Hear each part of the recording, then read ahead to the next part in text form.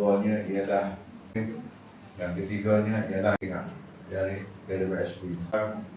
Jiran Wan Kunir, Wan Yusuf ni sahabat-sahabat kembali ke rahmatullah subhanahu wa ta'ala, kembali ke rahmat Allah subhanahu wa ta'ala yang telah kembali ke rahmatullah subhanahu. Jadi saya rasa kita boleh mula. Habiskan 8.40 kita berhenti. Habis satu juz, alhamdulillah. Masya-Allah. Insya-Allah. Syaulillahi ta'ala. A'udzu billahi minasy rahim. Ar-Rahmanir Rahim.